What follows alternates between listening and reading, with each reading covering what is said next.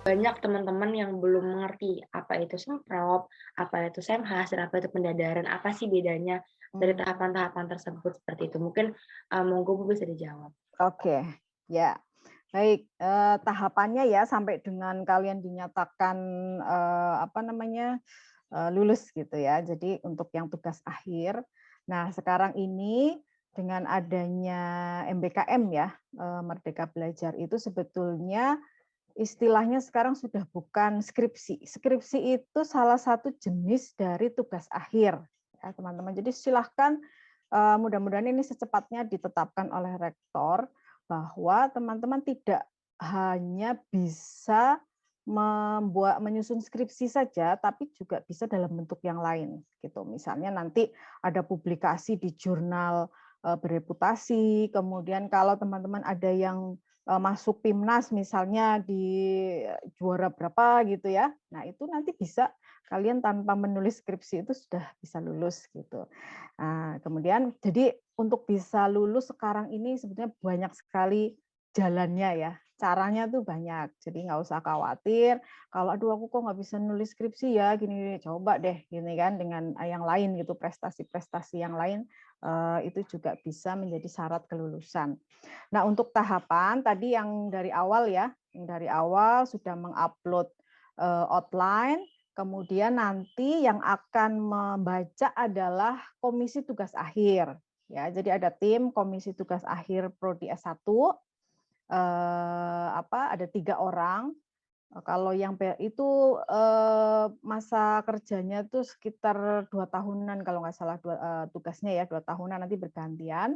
Kalau yang sekarang yang saya tahu tuh ada Bu Pita, kemudian siapa ya lagi saya lupa itu ya 3 orang. Nah nanti tim KTA itu akan mendownload usulan teman-teman semua gitu ya di SIA. Nanti setelah didownload dibaca oleh mereka, kalau misalnya ada revisi akan diupload lagi di SIA. Jadi kalau sudah upload di SIA, itu teman-teman harus monitor terus gitu ya. Apakah judul saya sudah di-ACC oleh tim KTA atau belum? Nah, kalau sudah di-ACC oleh tim KTA, maka akan muncul distribusi pembimbing, pembimbing 1 dan pembimbing 2. Di situ akan muncul nama-nama pembimbingnya. Kalau pembimbingnya sudah ACC, nanti juga akan muncul sudah menyetujui. Kalau belum berarti masih ada apa namanya yang harus ditunggu gitu ya. Nah, di masa-masa itu silahkan teman-teman boleh memberikan informasi kepada dosen pembimbing karena biasanya kayak saya nih suka lupa ngeklik gitu ya, lama gitu ngekliknya. Karena, jarang juga membuka SIA ya, dosen-dosen ini. Jadi teman-teman boleh japri dengan bahasa, dengan WA, kata-kata yang kalimat yang kira-kira menyampaikan bahwa, misalnya Ibu sudah ditetapkan menjadi pembimbing 1 saya dengan judul ini, apakah Ibu berkenan? Kalau Ibu berkenan bisa untuk meng-ACC di SIA gitu kira-kira. Nah, nanti oke, nanti kalau dosennya sudah, terus kan lanjut nih ya pembimbingan. Nah, silahkan pembimbingan, pembimbing 1, pembimbing 2, oke. Setelah itu dari pembimbing 1 nanti lanjut ke pembimbing 2 gitu ya. Jarang sekali yang simultan, tapi sebetulnya itu bukan sesuatu yang dilarang ya untuk simultan itu. Artinya pembimbing 1 jalan, pembimbing 2 boleh juga jalan sebenarnya gitu ya. Tapi seringkali pembimbing duanya tuh rikuh gitu ya. Rikuh itu apa ya? Ya ewuh pakewuh gitu kan ya. Ya pembimbing 1 dulu lah gitu misalnya. Nah, nanti pembimbing 1 selesai pembimbing 1 tuh belum ACC ya untuk yang yang tahapan pertama itu kalau oke saya silakan lanjut ke pembimbing 2 gitu ya. Artinya kalian itu sudah selesai memang di pembimbing 1, kemudian lanjut di pembimbing 2. Setelah pembimbing 2 selesai, jangan langsung daftar seminar gitu ya. Tapi balik lagi ke pembimbing 1. Jadi semua keabsahan itu ada di tangan pembimbing 1 gitu ya. Untuk mendaftar seminar, kalian harus dapat ACC dulu dari pembimbing 1 gitu ya. Jadi dari pembimbing 2 nanti lanjut ke pembimbing 1. Setelah ACC baru itu tanda untuk mendaftar seminar, ya, seminar usul penelitian. Nah, di situ kalian menyampaikan bab 1, bab 2, bab 3-nya, rencananya seperti apa, nanti teman-teman kalian diundang di forum itu, minimal 10 orang, ya, jadi harus disiapkan, dan jangan lupa teman-teman yang diundang itu diberi materinya, gitu. Jadi nggak asal hadir gitu ya, tapi nggak dikasih materi. Kalau nggak dikasih materi nanti nggak ada yang tanya, ya kan. Walaupun nanti kalian juga dikasih waktu untuk presentasi, tapi itu kan cepet ya. Tapi kalau mereka sudah dikasih outline-nya atau ringkasannya, itu akan tahu, oh ini Mbak Safira ini mau neliti apa sih. Jadi dari rumah tuh dia udah baca, udah tahu, oh saya mau tanya ini nih, gitu kan. Nah, setelah itu di forum seminar itu akan banyak yang bertanya, jadi masukan-masukannya akan tambah banyak, lebih bagus, menyempurnakan gitu. Nah, nanti setelah itu di S1 itu tidak ada seminar hasil, jadi setelah kalian melaksanakan seminar, nanti balik lagi ke penguji ya. Di situ nanti kalian akan di-plotting penguji. Jadi sebelum seminar itu di-plotting penguji oleh tim KTA. Pengujinya siapa, nanti setelah itu, setelah seminar, balik lagi ke penguji dulu ya, penguji dulu. Setelah itu kalau habis seminar tuh dari bawah, ya dari bawah. Jadi penguji, pembimbing 2, terakhir pembimbing 1. Kalau habis skripsi, kalau habis seminar ya, jangan dari pembimbing 1 dulu. Kalau dari awal pembimbing 1, tapi kalau setelah seminar dari penguji dulu, pembimbing 2, baru pembimbing 1. Nah, kalau pembimbing 1 sudah ACC untuk ke lapangan, kalian lanjut untuk penelitian. Ya, lanjut penelitian. Nah, saya sarankan ini juga prosedurnya juga belum resmi juga. Saya sarankan ketika sudah ACC pembimbing 1, maka buatlah lembar pengesahan untuk proposal. Ya, meskipun saya nggak tahu nih setelah pandemi ini jarang mahasiswa yang minta pengesahan untuk proposalnya ya.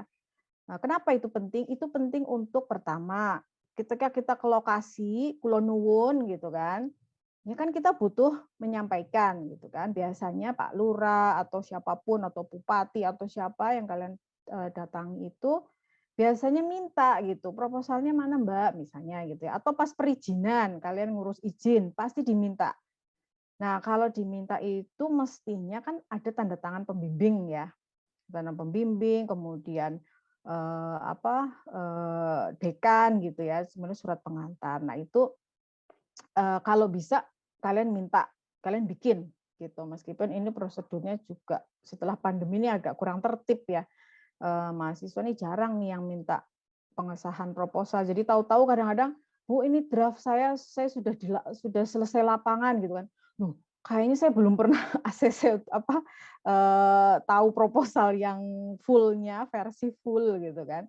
Nah itu jadi nanti setelah seminar selesai, kalau bisa proposal itu harus benar-benar lengkap ya dengan halaman pengesahan.